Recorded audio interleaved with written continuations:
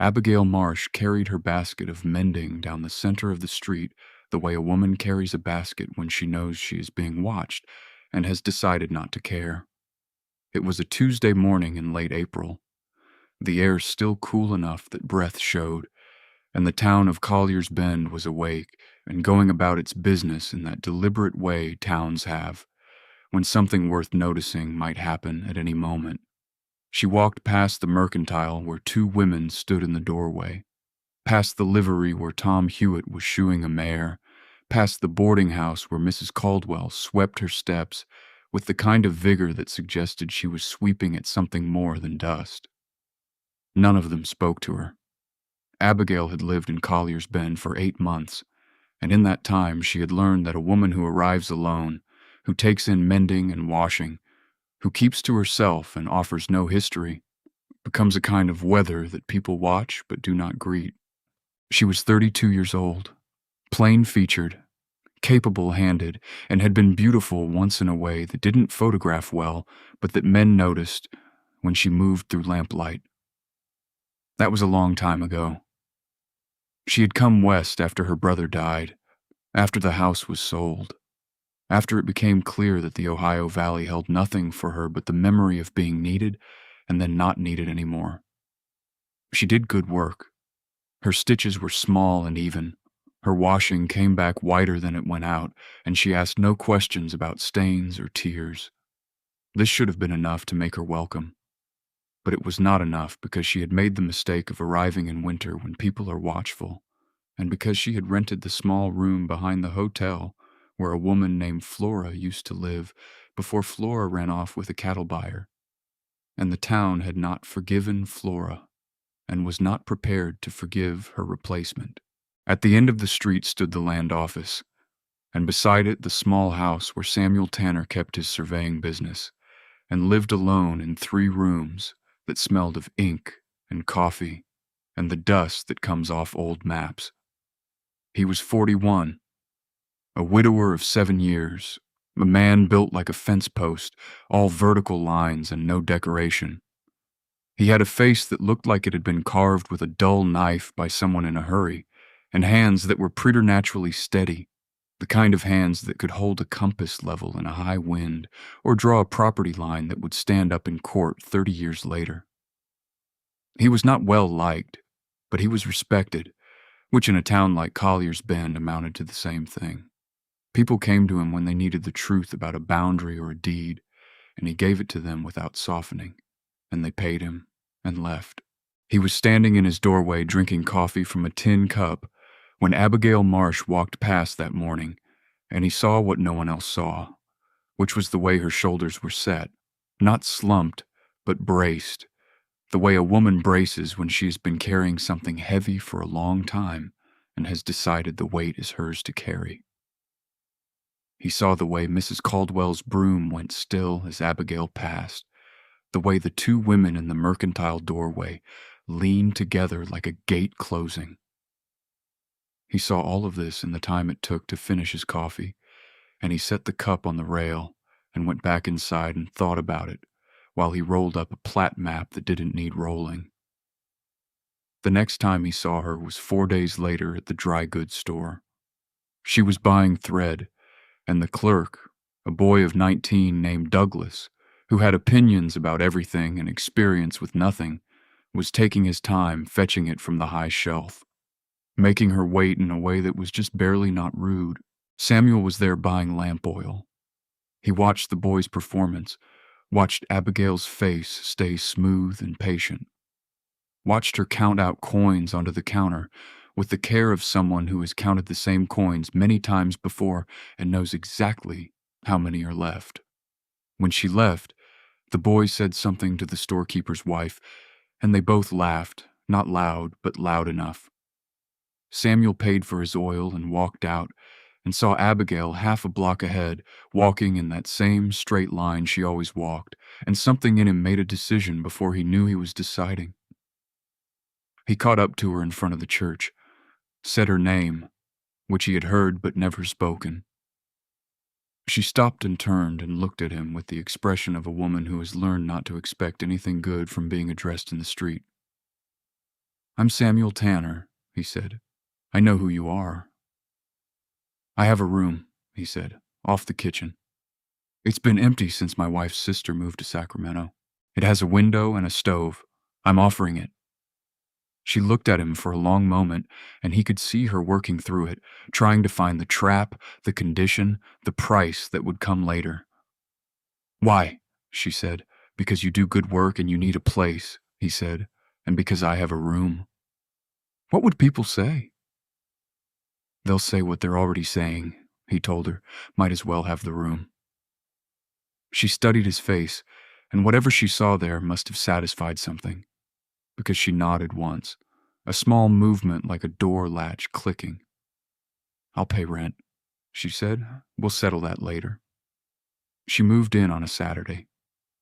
She had one trunk and two crates and a sewing machine that had belonged to her mother, and he carried them into the room off the kitchen and set them where she pointed and then left her to arrange things.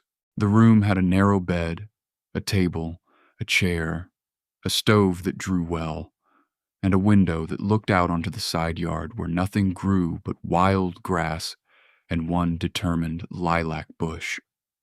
It was clean and plain and private, and when he came back an hour later to see if she needed anything, he found her sitting in the chair with her hands in her lap, not crying, but not crying either, and he backed out and closed the door and didn't mention it. The town noticed. Of course the town noticed. Mrs. Caldwell noticed first and told the minister's wife, who told her husband, who mentioned it to Tom Hewitt, who brought it up at the tavern, and by Sunday evening, the entire population of Collier's Bend had formed and revised and reformed its opinions on the matter. The general consensus was that Samuel Tanner had lost his mind or his morals or both, that the Marsh woman had designs, that it was a scandal waiting to ripen, and that someone should say something to someone, though no one could agree on who should say what to whom. Samuel heard the talk the way a man hears weather, noting it and then going about his business. He had lived in Collier's Bend long enough to know that the town's attention was like a brush fire, hot and fast, and likely to burn out if you didn't feed it. He did not feed it. He went to work, came home, ate his supper, read his newspapers, and slept in his own room at the front of the house, while Abigail Marsh slept in hers at the back. And the only thing that changed was that the house smelled like bread in the mornings, and the kitchen was clean in a way it had not been clean in 7 years. She paid her rent by keeping the house. He had not asked her to, but one morning he came down to find the floors swept and the windows washed and a pot of coffee already made. And when he opened his mouth to say she didn't need to do that, she looked at him with an expression that said she knew she didn't need to and was doing it anyway. And he closed his mouth and poured himself a cup, and that was the end of the discussion. They developed a routine the way two people develop a routine when they are both used to silence and see no reason to break it. He left for work at 7. She had coffee ready at 6:45. He came home at 6 in the evening. She had supper on the table at 6:15. They ate without talking much, and what talk there was concerned practical matters. Whether the stove needed more wood, whether the roof over the back porch was starting to leak, whether the eggs from Mrs. Howell's chickens were worth the price she charged. After supper, she mended or sewed, and he read, and sometimes an hour would pass with no sound but the tick of the clock and the pop of the fire, and neither of them felt the need to fill it. The town continued to watch and continued to talk, but the talk began to change in the way talk changes when the thing being talked about refuses to become interesting. There was no scandal. There were no midnight visits, no whispered conversations, no evidence of anything but two people living under one roof in a manner so respectable it was almost disappointing. Mrs. Caldwell, who had been the most vocal in her disapproval, was forced to admit to the minister's wife that the house did look better kept, and that Samuel Tanner did seem to be eating regular meals, and that if something untoward was happening, it was happening very quietly, which seemed unlikely given the size of the house and the thinness of the walls. By summer, the talk had mostly died down, replaced by more immediate concerns. A drought that threatened the wheat, a dispute over water rights, the arrival of a new school teacher who was young and single and far more interesting than a middle-aged surveyor and his respectable tenant. Abigail continued to take in mending. Samuel continued to survey land. The house settled into a pattern of quiet cohabitation that might have continued indefinitely if not for the return of Charles Ridgway in August. Ridgway was a land speculator from Denver, a man of good suits and bad intentions, who had been sniffing around Collier's Bend for 2 years, trying to buy up parcels on the north end of town where he claimed the railroad was coming. The railroad was not coming, but Ridgway had a gift for making people believe in things that were not true, and he had already convinced 3 families to sell their land for less than it was worth. He came back in August with new maps and new promises, and he made the mistake of coming to Samuel Tanner's office to ask about boundary lines and easements and whether certain parcels could be legally subdivided. Samuel looked at his maps and told him no, they could not, and that the land in question was timber trust land and not for sale at any price, and that the railroad had no plans to come within 50 miles of Collier's Bend and would not have those plans any time soon. Ridgway smiled the way a man smiles when he's used to buying his way past obstacles, and he suggested that perhaps the maps Samuel was looking at were out of date, and that perhaps for a consulting fee, Samuel might be willing to take another look. Samuel told him the maps were current as of last month and that he could leave now. Ridgway stopped smiling. He said that he had heard Samuel Tanner was a man of principle, and that it was a shame principle didn't pay better, and that a man living alone in a house with a woman of uncertain reputation might want to be careful about making enemies. He said this in the tone of a man making an observation, not a threat, but the threat was there all the same. Samuel stood up. He was not a tall man, but he was built like a man who had spent his life carrying surveying equipment up hills, and he had the kind of stillness that makes other men nervous. He told Ridgway that he was done talking, and that Ridgway could walk out on his own or be helped out, and that the choice was Ridgway's to make in the next 10 seconds. Ridgway chose to walk. He left the office and left town that same afternoon, and by evening the story had made its way through Collier's Bend in the usual fashion, growing slightly with each telling. The general agreement was that Samuel Tanner had run off a Denver sharpster, that he had done it without raising his voice or his fists, and that a man who could do that was a man worth respecting. The detail about the woman of uncertain reputation was noted and then quietly dropped, because it no longer seemed relevant, and because Abigail Marsh had been living in Samuel Tanner's house for 4 months without incident, and the town had begun to forget why it had ever objected in the first place. That night Samuel came home later than usual. Abigail had kept his supper warm. He sat down and ate without speaking, and she sat across from him mending a shirt, and after a while he said, "A man came by the office today. Said some things he shouldn't have said." She looked up from her mending. "About me, about both of us." She nodded and went back to her stitching. After a moment she said, "Does it bother you?" "What people say?" "No," he said. "Does it bother you?" "Not anymore." "Good." They sat in silence for a while, and then she said, "Why did you offer me the room?" He thought about it.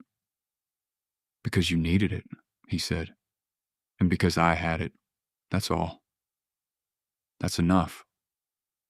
She looked at him across the table, and something passed between them that had no name and needed none. And then she tied off her thread and folded the shirt and said she was going to bed, and he said he would bank the fire, and that was the end of the conversation. The seasons turned. Fall came and then winter, and the house took on the rhythms of a house where 2 people live who have learned each other's habits and no longer find them strange. He learned that she sang to herself sometimes when she thought he was out, old hymns in a voice that was plain and true. She learned that he had nightmares sometimes, that he would wake in the dark and sit by the window until the sky began to pale. Neither of them spoke about these things, but they knew them the way people know things when they live in close quarters and pay attention. In December, she made curtains for the front room. Simple muslin panels that let in light but kept out the worst of the cold. He came home and found them hung and said they looked fine, and she said she had fabric left over if he wanted curtains for his room too. And he said he did. She made them that week. He hung them himself. The house began to look like a house where people lived on purpose, not by accident. In January, the minister's wife came by with a basket of preserves and an invitation to the church social. She addressed the invitation to both of them, and Abigail accepted it, and Samuel said he would think about it, which everyone understood to mean no. They went to the social anyway. Abigail wore a gray dress she had made herself, and Samuel wore a clean shirt and looked uncomfortable, and they stood together near the punch bowl and spoke to the people who spoke to them, and did not stay long. On the walk home, Abigail said she thought that went well, and Samuel said he supposed it did, and that was the last church social either of them attended, but the invitation had been extended and accepted, and that seemed to matter to people in a way that actual attendance did not. Spring came early that year. The lilac bush in the side yard bloomed in April, and Abigail cut branches and brought them inside and put them in a jar on the kitchen table. The house smelled like lilacs for a week. Samuel came home one evening and found her sitting on the back step watching the light fade, and he sat down beside her without saying anything. And they stayed there until the first stars came out and the air turned cold enough that she shivered. He stood up and offered her his hand and pulled her to her feet, and they went inside, and he made coffee while she lit the lamps. And it occurred to him that this was what his life looked like now, and that he had no complaints about it. In May, he asked her to marry him. He did not plan it. They were washing dishes, she washing and he drying, and he set down the plate he was holding and said, "I think we should get married." She stopped washing and looked at him. "I'm willing if you are," he said. She studied his face for a long moment. "Why now?" she said. "Because it seems right," he said. "Because people have stopped talking and I'd like to give them something to talk about that's true." She almost smiled. "That's your reason." "No," he said. "My reason is, I want you to stay, and I want it understood that you're staying." She picked up the dish rag and wrung it out and hung it on the hook by the sink. "All right," she said. They were married by the minister on a Saturday in June. The ceremony was short and plain. Tom Hewitt and his wife stood as witnesses. Afterward, there was cake at the boarding house, and Mrs. Caldwell said it was about time, and the minister's wife said she had known all along, which nobody believed, and nobody troubled her about. They went home in the middle of the afternoon, and Samuel went back to work on Monday, and Abigail went back to her mending, and the only thing that changed was that she moved her trunk into the front bedroom, and the room off the kitchen became a place where they stored preserves and firewood and the things that accumulate in a house over time. The years went by in the way years go by in small towns, measured in seasons and births and the occasional death. They had no children. This was a sorrow that they carried separately and did not discuss, the way married people carry certain sorrows when there is nothing to be done about them and no point in naming them aloud. They had the house and the work and each other, and that was enough. Samuel died in the winter of his 63rd year, quickly and without fuss, the way he had done most things. Abigail buried him in the churchyard under a stone that gave his name and dates and nothing else, because he had not been a man for speeches, and she was not a woman for sentiment. She sold the surveying business to a young man from Laramie, and kept the house and continued to take in mending, and people brought her their work and spoke to her kindly, and she understood that she had become a permanent part of the town in the way that only a widow can, respected and settled and no longer watched. She lived another 22 years. In that time, the railroad did come to Collier's Bend, though not where Charles Ridgway had said it would, and the town grew and changed and forgot most of what it had once believed about itself. She grew old in the house on the edge of town, and her hands became crooked with arthritis, and eventually she could no longer sew. But by then she had saved enough to live on, and she spent her days sitting in the chair by the window in the room off the kitchen, looking out at the lilac bush that bloomed every April, whether anyone was watching or not.